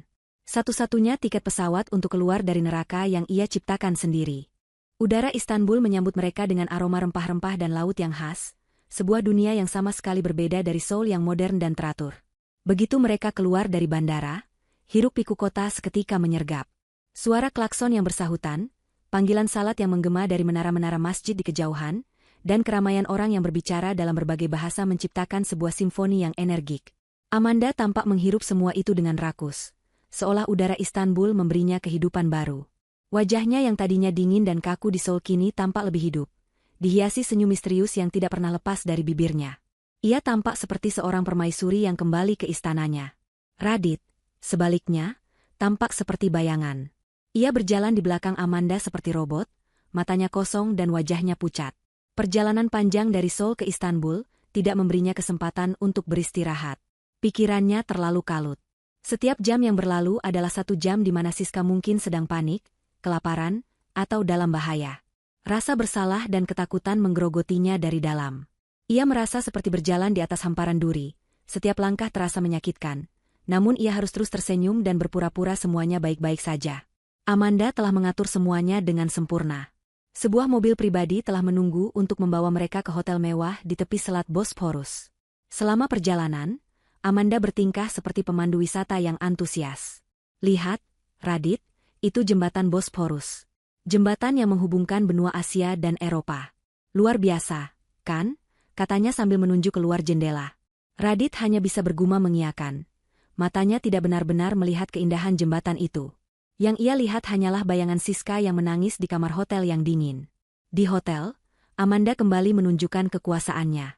Ia berbicara dengan fasih dalam bahasa Inggris kepada staf hotel, mengatur semua keperluan mereka, sementara Radit hanya berdiri diam di sampingnya, memegangi satu-satunya ransel kecil miliknya. Peran mereka telah benar-benar terbalik. Di sini, Amanda adalah pemimpinnya, dan ia hanyalah pengikut yang tidak punya pilihan lain. Hari-hari berikutnya terasa seperti siksaan yang indah bagi Radit. Amanda telah menyusun jadwal yang begitu padat, seolah sengaja tidak memberinya waktu untuk bernapas. Pagi hari mereka habiskan dengan menyusuri istana Topkapi yang megah, lalu dilanjutkan dengan berlayar di Selat Bosporus. Amanda tampak begitu menikmati setiap momen. Ia tertawa, berfoto, dan bercerita tentang sejarah tempat-tempat yang mereka kunjungi. Namun, di sela-sela senyumnya, ia sering melontarkan pertanyaan-pertanyaan tajam yang menyudutkan Radit. Di negara asing seperti ini, kita harus selalu hati-hati. Ya, sayang, katanya saat mereka sedang berada di tengah Grand Bazaar yang ramai. Banyak sekali cerita turis yang ditipu atau ditinggal sendirian oleh orang yang mereka percaya. Mengerikan sekali kalau sampai terjadi. Ia menatap Radit lekat-leat, seolah mencari reaksi. Radit hanya bisa menelan ludah, jantungnya berdebar kencang. Apakah Amanda tahu sesuatu? Puncak dari siksaan psikologis ini terjadi saat mereka terbang ke Cappadocia. Pemandangan di sana benar-benar seperti di negeri dongeng. Formasi bebatuan aneh yang disebut cerobong peri, tersebar di lembah yang luas, menciptakan lanskap yang surreal. Amanda telah memesan kamar di sebuah hotel gua yang mewah dan romantis. Dan tentu saja, ia telah mengatur penerbangan balon udara di pagi hari. Saat fajar menyingsing, mereka sudah berada di dalam keranjang besar balon udara, perlahan-lahan naik ke angkasa bersama puluhan balon lainnya. Pemandangan dari atas sana begitu menakjubkan hingga rasanya tidak nyata. Langit diwarnai oleh semburat oranye dan ungu, sementara di bawah mereka, lembah Cappadocia terbentang seperti sebuah lukisan. Amanda berdiri di tepi keranjang, merentangkan tangannya seolah ingin memeluk dunia. Wajahnya memancarkan kebahagiaan yang murni. Indah sekali, bukan? Bisiknya, matanya berkaca-kaca. Radit hanya bisa mengangguk. Keindahan di sekelilingnya terasa seperti sebuah ironi yang menyakitkan. Bagaimana ia bisa menikmati semua ini ketika pikirannya dipenuhi kekacauan? Ia merasa terperangkap. Terperangkap di ketinggian ribuan kaki, terperangkap dalam kebohongan, dan terperangkap oleh senyum istrinya yang tidak bisa ia tebak artinya. Ia mencoba mencari kesempatan untuk meminjam ponsel Amanda dengan alasan ingin mengambil foto, namun Amanda dengan halus menolaknya. Aku saja yang foto, sayang. Kamu nikmati saja pemandangannya. Malam itu, Amanda mengajaknya makan malam di salah satu restoran terbaik di Cappadocia. Restoran itu terletak di dalam sebuah gua, dengan suasana yang begitu intim dan romantis. Mereka duduk di meja yang diterangi cahaya lilin, menikmati hidangan khas Turki yang lezat. Amanda tampak santai, menceritakan kembali betapa menyenangkannya pengalaman mereka naik balon udara tadi pagi. Radit berusaha keras untuk menjadi lawan bicara yang baik, namun pikirannya terus melayang. Sudah berhari-hari ia tidak bisa menghubungi Siska. Apa yang terjadi padanya? Apakah ia sudah kehabisan uang? Apakah ia sudah kembali ke Jakarta dan menceritakan semuanya pada orang-orang di kantor? Tiba-tiba, dari meja di seberang mereka, terdengar suara notifikasi pesan yang nyaring. Suara itu, suara yang begitu biasa, terdengar seperti letusan pistol di telinga Radit. Sarafnya yang sudah menegang selama berhari-hari akhirnya putus. Tangannya yang sedang memegang sendok bergetar hebat, dan sendok itu jatuh ke piring keramik dengan bunyi, tang, yang keras, memecah keheningan di restoran itu. Semua orang menoleh ke arah mereka. Wajah Radit memerah karena malu dan panik. Ia buru-buru memungut sendoknya, bergumam meminta maaf. Amanda berhenti bicara. Ia tidak terlihat marah atau kaget. Ia hanya menatap Radit dengan tatapan yang aneh. Sebuah tatapan yang penuh dengan rasa kasihan, namun juga ada kilatan kemenangan di sana. Ia meletakkan garpunya, menopang dagunya dengan kedua tangan, dan menatap lurus ke mata suaminya. "Kamu kenapa, Radit?" tanyanya dengan suara yang lembut, namun terdengar begitu menusuk. "Kamu terlihat sangat lelah. Dari kemarin kamu gelisah terus. Apa ada masalah serius di kantor yang kamu sembunyikan dariku? Kamu tahu kan, kamu bisa cerita apa saja sama aku. Kita ini suami istri. Seharusnya tidak ada rahasia di antara kita." Setiap kata adalah belati yang ditancapkan perlahan ke jantung Radit. Tidak ada rahasia. Kalimat itu menggema di kepalanya. Ia merasa seperti seorang terdakwa yang sedang diinterogasi dengan kelembutan yang mematikan. Ia bisa merasakan keringat dingin mulai membasahi punggungnya. Ia mulai curiga. Semua ini terasa terlalu terencana. Pertanyaan-pertanyaan Amanda, tatapannya yang tajam, semua terasa seperti bagian dari sebuah permainan yang tidak ia mengerti. Aku hanya kurang tidur, men. Perbedaan waktu ini membuatku sedikit pusing. Jawabnya, suaranya terdengar parau. Amanda tersenyum tipis. "Oh, tentu. Perbedaan waktu," katanya, seolah menerima alasan itu, padahal keduanya tahu itu adalah kebohongan. "Kalau begitu, habiskan makanmu. Kita harus istirahat yang cukup. Perjalanan kita masih panjang." Mereka menyelesaikan makan malam dalam keheningan yang canggung. Radit tidak bisa menelan makanannya dengan benar. Setiap suapan terasa seperti pasir di mulutnya. Dalam perjalanan kembali ke hotel, Amanda menggandeng lengannya. Genggamannya terasa erat, seperti sebuah borgol. Saat mereka akan memasuki kamar, Amanda berhenti sejenak dan menatapnya. "Liburan ini benar-benar membuka mataku tentang banyak hal. Sayang," katanya dengan nada suara yang serius. "Saat kita pulang nanti ke Jakarta, sepertinya akan ada banyak hal penting yang harus kita bicarakan. Hal-hal yang akan mengubah segalanya." Ancaman terselubung dalam kalimat itu terasa begitu nyata. Radit merasakan hawa dingin menjalari tulang punggungnya. Malam itu, ia tidak bisa tidur sama sekali. Ia berbaring di samping Amanda, mendengarkan napasnya yang teratur, dan merasa seperti sedang tidur di samping seekor singa betina yang sedang menunggu waktu yang tepat untuk menerkam. Nerakanya di Cappadocia baru saja dimulai. Pagi hari di Seoul menyapa Siska dengan cahaya matahari yang terasa menusuk matanya yang bengkak karena menangis semalaman. Ia terbangun di lantai kamar hotel yang dingin, tubuhnya terasa remuk redam, bukan hanya karena posisi tidur yang tidak nyaman, tapi juga karena beban keputusasaan yang menghimpit dadanya. Kepalanya pusing, perutnya melilit karena lapar dan stres. Mimpi indah tentang liburan glamor telah pecah menjadi mimpi buruk yang nyata. Ia bangkit dengan susah payah dan menatap pantulan dirinya di cermin. Penampilannya adalah sebuah bencana. Rambutnya acak-acakan, riasannya luntur menyisakan noda hitam di bawah matanya, dan ekspresinya tampak 10 tahun lebih tua. Inikah wanita simpanan yang dibanggakannya? Ia lebih terlihat seperti seorang gelandangan. Tiba-tiba, telepon di kamar berdering nyaring, membuatnya terlonjak kaget. Dengan ragu, ia mengangkatnya. Suara seorang wanita yang ramah namun tegas dari resepsionis menyapanya dalam bahasa Inggris. "Selamat pagi, Nona. Hanya ingin mengingatkan bahwa waktu check-out Anda adalah pukul 12 siang ini. Apakah Anda ingin memperpanjang masa tinggal Anda?" Jantung Siska serasa mencelos. Waktu check-out. Tentu saja. Ia benar-benar lupa. Sekarang pukul 10 pagi. Ia hanya punya waktu 2 jam. Memperpanjang masa tinggal? Ide itu terdengar konyol. Dengan uang apa? Ia bahkan tidak punya cukup uang untuk membeli sarapan. "Tidak, terima kasih. Saya akan check out tepat waktu, jawab Siska dengan suara serak, lalu segera menutup telepon. Panggilan itu adalah cambuk yang memaksanya untuk bergerak. Panik memberinya suntikan adrenalin. Ia harus segera mendapatkan uang. Uang untuk makan, dan yang terpenting, uang untuk membeli tiket pesawat pulang. Tiket untuk keluar dari neraka ini. Matanya liar memindai seisi ruangan, mencari sesuatu yang bisa ia ubah menjadi uang. Dan pandangannya berhenti pada tumpukan barang berharga yang tergeletak di atas meja rias. Tas tangan Chanel palsu kualitas premium yang ia beli dengan uang Radit. Jam tangan Michael Kors yang berkilauan. Dan perhiasan-perhiasan emas imitasi yang terlihat meyakinkan. Bukan, itu semua tidak akan laku. Lalu ia menatap pergelangan tangannya. Sebuah jam tangan Tissot asli, hadiah ulang tahun dari Radit bulan lalu. Di jarinya, sebuah cincin emas putih dengan berlian kecil, juga dari Radit.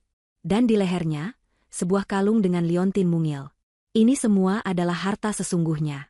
Trofi dari hubungannya dengan Radit. Setiap barang itu adalah simbol dari investasi, waktu dan perasaannya. Dan kini, ia harus melikuidasi investasi itu untuk menyelamatkan dirinya sendiri. Keputusan itu terasa pahit, seperti menelan empedu. Menjual barang-barang ini berarti mengakui kekalahannya. Mengakui bahwa semua janji manis Radit tidak ada harganya. Mengakui bahwa ia hanyalah sebuah transaksi yang sudah kadaluarsa. Tapi, pilihan apa lagi yang ia punya? Harga dirinya tidak akan bisa membelikannya tiket pulang. Dengan tekad yang dipaksakan, ia segera mandi dan berganti pakaian. Ia harus terlihat rapi dan meyakinkan, bukan seperti orang putus asa yang mudah ditipu. Ia memasukkan semua barang berharganya ke dalam tas, lalu check out dari hotel tepat sebelum tengah hari, meninggalkan kunci kartu di meja resepsionis tanpa berani menatap mata para staf. Langkah selanjutnya adalah yang paling sulit, mencari tempat untuk menjual barang-barangnya. Ia tidak tahu di mana letak pegadaian atau toko barang bekas di Seoul. Dengan sisa baterai ponselnya yang sekarat, ia menggunakan aplikasi peta untuk mencari pawn shop atau second hand luxury. Peta menunjukkan beberapa lokasi di Myeongdong, distrik yang sama di mana ia dirampok beberapa malam yang lalu. Ironis sekali, perjalanan menuju Myeongdong dengan kereta bawah tanah adalah sebuah siksaan. Ia merasa semua orang menatapnya, menilai penampilannya yang kacau. Ia merasa kecil dan tidak terlihat. Sesampainya di sana, ia menemukan sebuah toko kecil yang menjual barang-barang mewah bekas, terjepit di antara butik-butik yang gemerlap. Dengan napas tertahan, ia melangkah masuk. Pemilik toko adalah seorang pria parubaya dengan tatapan mata yang tajam. Ia menyambut Siska dengan senyum tipis yang tidak ramah. Siska, dengan bantuan aplikasi penerjemah di ponselnya, mencoba menjelaskan maksud kedatangannya. Ia mengeluarkan jam tangan Tissotnya lebih dulu, meletakkannya dengan hati-hati di atas meja kaca. Pria itu mengambilnya, memeriksanya dengan kaca pembesar, menimbangnya, dan mengetuk-ngetuknya dengan alat kecil. Setiap gerakannya terasa seperti sedang menguliti harga diri Siska. Setelah beberapa menit yang terasa seperti selamanya, pria itu mengetikkan sejumlah angka di kalkulator dan menunjukkannya pada Siska. Angka itu jauh di bawah harapan Siska. Kurang dari sepertiga harga aslinya. Siska mencoba menawar, menunjukkan harga asli jam itu di internet. Pria itu hanya menggelengkan kepala, mengatakan sesuatu dalam bahasa Korea dengan cepat, yang oleh aplikasi penerjemah diartikan sebagai harga pasaran rendah, banyak goresan, ambil atau tinggalkan. Siska tidak punya pilihan. Dengan perasaan terhina, ia mengangguk setuju. Proses yang sama berulang untuk cincin dan kalungnya. Setiap kali, ia harus menerima tawaran rendah yang menyakitkan. Ia merasa seperti sedang menjual kenangan dan harga dirinya dengan harga obral. Setelah semua perhiasannya terjual, ia akhirnya mengumpulkan sejumlah uang won. Jumlahnya pas-pasan, mungkin cukup untuk tiket pesawat paling murah dan sekali makan. Dengan uang di tangan, ia segera mencari agen perjalanan. Ia tidak mau mengambil risiko memesan online. Ia butuh kepastian. Di agen perjalanan, seorang wanita muda yang baik hati membantunya mencari tiket termurah menuju Jakarta. Tiket paling murah akan berangkat besok pagi, Nona. Tapi ada 2 kali transit, di Manila dan Singapura. Total waktu perjalanannya sekitar 26 jam, jelas wanita itu. 26 jam. Sebuah perjalanan pulang yang panjang dan melelahkan. Tapi itu lebih baik daripada terjebak di sini. Saya ambil yang itu, kata Siska pasrah. Setelah tiket di tangan, ia merasa sedikit lega. Ia punya cukup sisa uang untuk membeli makanan di minimarket, dan menghabiskan malam dengan duduk di kursi keras di bandara. Saat ia duduk di salah satu sudut ruang tunggu bandara Incheon, di antara para pelancong lain yang tampak bahagia, perasaan kesepian dan kemarahan kembali menyelimutinya. Ia merasa begitu bodoh, begitu naif. Untuk mengalihkan pikirannya, ia membuka Instagram. Dan saat itulah ia melihatnya. Sebuah lingkaran berwarna-warni di sekitar foto profil Amanda. Sebuah Instagram story baru. Dengan jari gemetar, ia mengetuknya. Sebuah video singkat muncul di layarnya. Pemandangan dari atas balon udara yang begitu indah di Cappadocia. Lalu kamera berbalik, menunjukkan wajah Amanda yang tersenyum cerah, dan di sampingnya, Radit dengan senyum yang dipaksakan. Di bawah video itu, tertulis sebuah caption dengan huruf yang ceria, "My King, enjoying his surprise kingdom in Turkey." Disertai dengan musik latar yang romantis. Darah Siska serasa mendidih. Jadi ini, urusan mendadak, itu, Turki, sebuah kejutan? Kebohongan itu begitu telanjang, begitu kurang ajar. Dan senyum Amanda, itu bukan senyum bahagia seorang istri. Itu adalah senyum kemenangan seorang predator. Tiba-tiba semua menjadi jelas. Ini bukan Radit yang meninggalkannya. Ini adalah ulah Amanda. Wanita itu tahu segalanya. Ia tidak hanya tahu, ia merencanakan semua ini. Meninggalkannya terdampar di Korea adalah bagian dari balas dendamnya. Siska tidak dibuang begitu saja. Ia sengaja dijadikan korban, pion yang dikorbankan dalam permainan catur Amanda. Rasa sakit karena ditinggalkan oleh Radit, seketika berubah menjadi kebencian yang membara terhadap Amanda. Wanita itu telah menghinanya, merendahkannya, dan membuatnya terlihat seperti orang bodoh. Siska menatap layar ponselnya, video itu terus berulang. Wajah bahagia Amanda, wajah tersiksa Radit. Ia mengepalkan tangannya erat-erat. Ia mungkin telah kalah dalam pertempuran ini. Ia mungkin harus menjual semua hartanya demi harga dirinya. Tapi perang ini belum selesai. Lihat saja kau, Amanda, desisnya dalam hati, matanya menyala dengan api dendam yang baru. Kau akan membayar semua ini. Perjalanan pulang dari Istanbul ke Jakarta terasa lebih panjang dan lebih sunyi daripada perjalanan manapun yang pernah mereka lalui. Amanda lebih banyak diam, matanya sering menatap keluar jendela pesawat, memandangi lautan awan yang tak berujung. Namun, keheningannya bukanlah keheningan yang damai. Itu adalah keheningan sebelum badai. Ada ketegangan yang kental di udara di antara mereka, begitu pekat hingga bisa diiris dengan pisau. Radit merasakan ketegangan itu di setiap helaan napasnya. Ia tidak berani memulai percakapan, takut salah bicara dan memicu ledakan yang ia tahu pasti akan datang. Ia hanya bisa duduk diam, jantungnya berdebar-debar, menantikan eksekusinya. Bagi Radit, beberapa hari terakhir di Turki adalah neraka yang tersembunyi di balik fasad surga. Amanda terus menyeretnya ke berbagai tempat indah, memaksanya tersenyum untuk foto, dan membanjirinya dengan kemewahan, sementara pada saat yang sama menyiksanya dengan sindiran-sindiran halus dan pertanyaan-pertanyaan menjebak. Ia merasa seperti seekor tikus yang sedang dipermainkan oleh seekor kucing sebelum akhirnya diterkam. Kepulangannya ke Jakarta tidak terasa seperti sebuah kelegaan. Sebaliknya, itu terasa seperti berjalan menuju tiang gantungan. Ia tahu, begitu roda pesawat menyentuh landasan pacu Bandara Soekarno-Hatta, permainannya telah berakhir. Begitu mereka mendarat, Amanda langsung berubah. Senyum misterius yang menghiasi wajahnya selama di Turki seketika lenyap. Wajahnya kembali dingin, keras, dan tak terbaca. Ia berjalan melewati koridor bandara dengan langkah cepat dan tegas, memaksa Radit untuk setengah berlari mengikutinya. Tidak ada lagi gandengan tangan mesra. Tidak ada lagi panggilan, sayang. Hanya ada jarak yang membentang di antara mereka. Mobil pribadi mereka sudah menunggu. Perjalanan menuju rumah mereka di kawasan elit Jakarta Selatan terasa begitu mencekam. Radit mencoba membuka suara, "Men, aku..." "Diam," potong Amanda tanpa menoleh. Suaranya datar, tanpa emosi, namun ketajamannya membuat Radit seketika bungkam. Ia menelan sisa kalimatnya, merasakan tenggorokannya kering. Ketika gerbang rumah mewah mereka terbuka secara otomatis dan mobil meluncur masuk ke halaman yang luas, Radit merasakan sedikit harapan. Mungkin di rumah, di tempat yang familiar, ia bisa bicara dengan Amanda, bisa meminta maaf, bisa memohon. Mungkin ia masih bisa memperbaiki semuanya. Ia begitu naif. Begitu mereka melangkah masuk ke dalam rumah, Radit langsung tahu bahwa harapannya sia-sia. Suasana di dalam rumah terasa dingin dan asing. Lampu-lampu menyala terang, namun tidak ada kehangatan sama sekali. Dan di ruang tamu yang megah itu, di atas sofa kulit berwarna gading, duduk seorang pria parubaya berkacamata dengan setelan jas mahal. Di sebelahnya, seorang wanita muda yang membawa map-map tebal. Radit mengenali pria itu.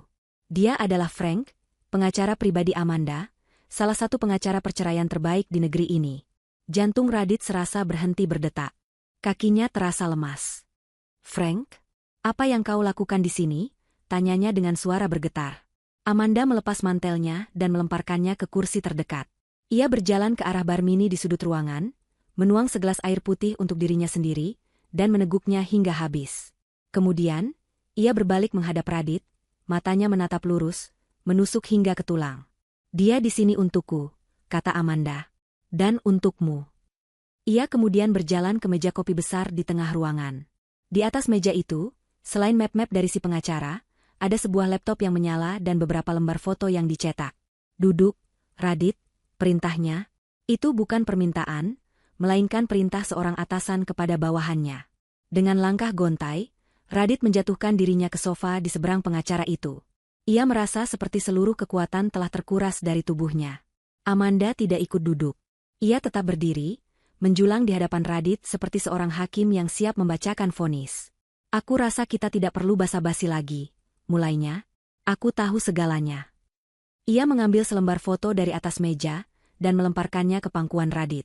Foto itu adalah tangkapan layar dari kamera CCTV lobi hotel di Seoul. Gambarnya sedikit buram, namun cukup jelas untuk menunjukkan sosok Radit yang sedang menyelipkan sesuatu ke dalam tas seorang wanita. "Ini kau, kan? Memberikan kunci kartu kamar hotel kepada jalangmu, beberapa menit setelah kau meninggalkanku di imigrasi dengan alasan sakit perut." Radit menatap foto itu, wajahnya pucat pasi. Ia tidak bisa berkata-kata. Amanda melemparkan foto kedua. Tangkapan layar dari percakapan mereka di aplikasi pesan, lengkap dengan nama kontak, kontraktor renovasi. Lalu foto ketiga, keempat, dan kelima. Foto-foto mesra Radit dan Siska dari folder tersembunyi di ponselnya. Setiap lembar foto adalah paku yang menancap semakin dalam ke peti mati pernikahannya. "Dan ini," kata Amanda, menekan sebuah tombol di laptopnya. Sebuah rekaman video diputar. Video dari kamera tersembunyi yang ia pasang di kamar hotel mereka di Seoul. Video itu merekam dengan jelas saat Radit meninggalkan ponselnya dengan sengaja sebelum pergi menemui Siska. "Kau pikir kau pintar, ya? Meninggalkan ponselmu agar aku percaya? Kau meremehkanku, Radit. Kau selalu meremehkanku." Tubuh Radit gemetar hebat. Ia ingin menyangkal, ingin mencari alasan, tapi bukti-bukti itu begitu telak. Ia tertangkap basah, telanjang di bawah tatapan dingin istrinya. Aku bisa jelaskan, men. Aku minta maaf." Lirihnya, suaranya nyaris tak terdengar. Amanda tertawa. Tawa yang kering dan penuh penghinaan. "Jelaskan? Maaf? Kau pikir kata-kata itu masih ada artinya sekarang? Kau tidak hanya tidur dengannya, Radit. Kau merencanakan pengkhianatan ini. Kau membawanya ke liburan kita. Kau menggunakan uangku untuk membiayai perselingkuhanmu di kamar sebelah kamarku. Itu bukan kesalahan. Itu adalah sebuah deklarasi perang." Ia berhenti sejenak, membiarkan kata-katanya meresap. Kemudian ia berjalan mendekat, berjongkok di hadapan Radit, memaksa suaminya untuk menatap matanya. "Kau tahu apa yang paling menyakitkan?" bisiknya, suaranya bergetar karena amarah yang ditahan. "Bukan karena kau tidur dengan wanita lain. Tapi karena kau menganggapku sebodoh itu. Kau pikir aku tidak akan tahu? Kau hidup di rumahku, mengendarai mobilku, makan dari uangku, dan kau punya nyali untuk mengkhianatiku di bawah hidungku." Radit hanya bisa menunduk. Air mata penyesalan mulai membasahi pipinya. "Amanda, kumohon, beri aku satu kesempatan lagi. Aku akan melakukan apa saja." Amanda bangkit berdiri, ekspresinya kembali mengeras. "Kesempatan? Kesempatanmu sudah habis saat kau memesan tiket pesawat untuknya. Sekarang, dengarkan baik-baik." Ia mengambil sebuah map tebal dari pengacaranya dan membantingnya ke meja di depan Radit. "Itu surat gugatan cerai. Dan di dalamnya, ada perjanjian pasca nikah yang dulu kau tanda tangani dengan senang hati saat kita menikah." Frank, sang pengacara, akhirnya angkat bicara. "Tuan Mahendra, dalam perjanjian itu tertulis dengan jelas. Karena pernikahan ini tidak menghasilkan keturunan dan semua aset utama dimiliki oleh Nyonya Amanda sebelum pernikahan, maka dalam kasus perceraian yang disebabkan oleh perselingkuhan dari pihak Anda tidak berhak atas pembagian harta bersama. Semua aset akan kembali sepenuhnya kepada Nyonya Amanda." Radit menatap map itu dengan nanar. Perjanjian itu. Dulu ia menganggapnya hanya sebagai formalitas, sebuah tanda kepercayaan. Ia tidak pernah menyangka perjanjian itu akan menjadi senjata yang menghancurkannya. Rumah ini, kata Amanda, menunjuk ke sekeliling mereka. Mobil-mobil di garasi itu. Saham perusahaan yang memberimu gaji buta setiap bulan, semuanya atas namaku. Atas nama kerja kerasku. Ia berhenti, menatap Radit dengan tatapan paling dingin yang pernah pria itu lihat. Sekarang, tanda tangani surat-surat itu. Setelah itu, ambil ransel kecilmu yang menyedihkan itu, dan keluar dari rumahku. Keluar dari hidupku. Radit mendongak, matanya membelalak tak percaya. Kau mengusirku? Begitu saja? Aku tidak punya apa-apa, Amanda. Tepat sekali, balas Amanda tanpa sedikit pun keraguan. Kau datang kepadaku tanpa membawa apa-apa, dan kau akan pergi dengan cara yang sama. Anggap saja ini pelajaran. Bahwa kesetiaan tidak bisa dibeli. Dan pengkhianatan, harganya sangat mahal. Ia mengambil pulpen dari meja dan menyodorkannya pada Radit. Tanda tangani. Atau aku akan memastikan skandal ini tersebar di seluruh media.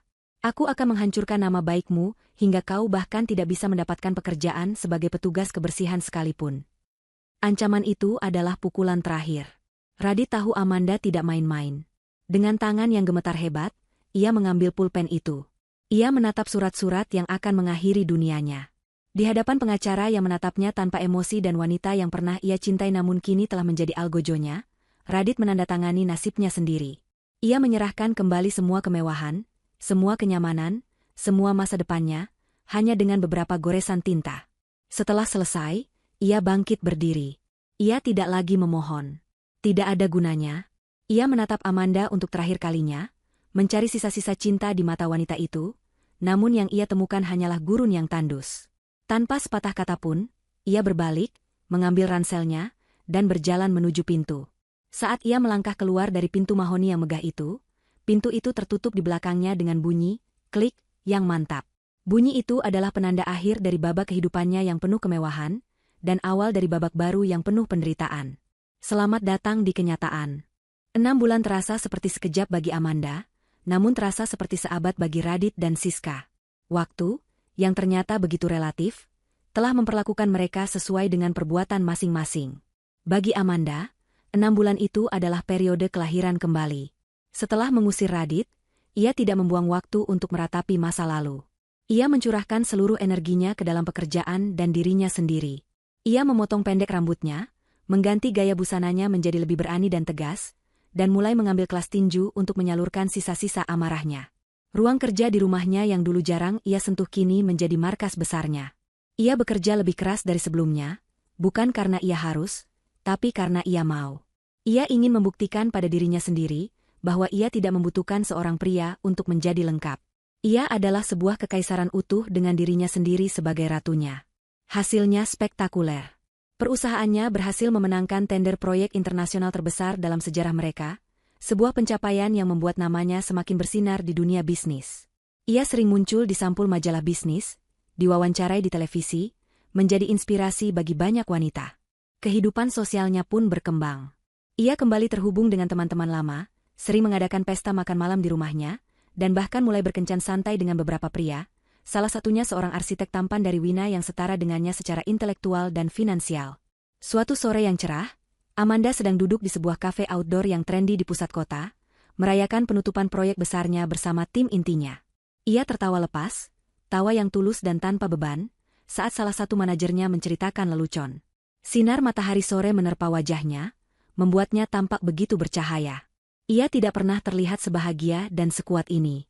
Ia telah mengubah racun pengkhianatan menjadi tonik kekuatan. Ia tidak hanya selamat, ia berjaya. Di sisi lain kota, di sebuah gang sempit yang becek dan berbau apak, sebuah pemandangan yang sama sekali berbeda sedang terjadi.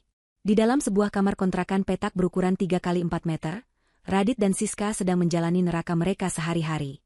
Setelah diusir dari rumah Amanda, Radit benar-benar menjadi gelandangan. Semua rekening banknya dibekukan, kartu kreditnya diblokir, dan aksesnya ke perusahaan diputus. Ia mencoba menghubungi teman-temannya, namun berita perselingkuhannya entah bagaimana telah menyebar. Tidak ada yang mau menolongnya. Dalam keputusasaannya, satu-satunya orang yang bisa ia hubungi adalah Siska. Siska, yang baru saja kembali dari Korea dengan trauma dan kebencian, awalnya menolak untuk bertemu dengannya. Namun, Radit terus memohon, mengatakan bahwa mereka senasib dan harus saling membantu. Akhirnya, Siska luluh. Mereka pun memutuskan untuk tinggal bersama di kontrakan murah yang bisa mereka sewa dengan sisa uang hasil penjualan barang-barang Siska. Awalnya, mereka mencoba saling menguatkan, disatukan oleh kebencian yang sama terhadap Amanda. Namun, persatuan itu tidak bertahan lama.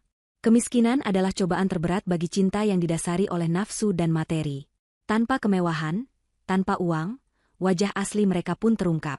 Radit, yang terbiasa hidup enak, ternyata adalah pria pemalas yang tidak punya keahlian apa-apa. Ia mencoba melamar pekerjaan di beberapa tempat, namun reputasinya yang buruk selalu mendahuluinya. Ia menjadi frustrasi, pemarah, dan menghabiskan hari-harinya dengan merokok dan menyalahkan Siska atas nasib buruknya. Kalau saja kau tidak nekat ikut ke Korea, semua ini tidak akan terjadi. Teriaknya pada suatu sore yang panas, saat mereka kembali bertengkar karena uang sewa yang sudah jatuh tempo. Siska, yang merasa telah mengorbankan segalanya, tidak terima disalahkan. Aku? Ini semua salahmu. Kau yang berbohong padaku. Kau bilang kau kaya, kau bilang kau akan menceraikan istrimu. Ternyata kau hanya benalu yang hidup dari uang wanita. Balasnya tak kalah sengit. Pertengkaran mereka menjadi rutinitas. Mereka bertengkar tentang uang, tentang makanan, tentang siapa yang harus mencuci piring. Siska harus bekerja serabutan sebagai SPG di pameran-pameran kecil, penghasilannya pas-pasan untuk makan sehari-hari. Ia membenci pekerjaannya, membenci kehidupannya, dan yang paling ia benci adalah melihat wajah pria gagal yang ada di sampingnya setiap hari. Cinta yang dulu membara kini telah menjadi abu kebencian yang dingin. Mereka terjebak bersama dalam penderitaan yang mereka ciptakan sendiri, saling menyiksa satu sama lain. Adegan terakhir dari cerita ini terjadi pada suatu malam. Radit, dengan pakaian kumal dan wajah kuyu, sedang mengantri untuk membeli nasi goreng di sebuah gerobak kaki lima di pinggir jalan. Hanya itu yang bisa mereka makan malam ini. Saat ia sedang menunggu pesanannya, sebuah mobil sport Maserati berwarna merah berhenti tepat di seberang jalan karena lampu lalu lintas. Mobil itu begitu mengkilap, begitu mewah, kontras dengan pemandangan kumuh di sekitarnya. Radit menatap mobil itu dengan pandangan kosong. Jendela mobil itu terbuka. Di dalamnya, duduk Amanda di kursi pengemudi. Ia terlihat begitu cantik dan elegan, sedang tertawa di telepon dengan seseorang. Tawa itu, tawa yang dulu selalu ditujukan untuknya, kini terdengar begitu asing dan menyakitkan. Amanda sama sekali tidak melihatnya. Bagi Amanda, Radit hanyalah bagian dari latar belakang jalanan yang kotor, tidak berarti apa-apa. Lampu lalu lintas berubah menjadi hijau. Dengan deru mesin yang halus, Maserati itu melesat pergi, meninggalkan Radit yang berdiri terpaku di tengah kepulan asap knalpot. Ia menatap ke arah mobil itu menghilang, lalu menunduk menatap sebungkus nasi goreng di tangannya. Inilah dunianya sekarang.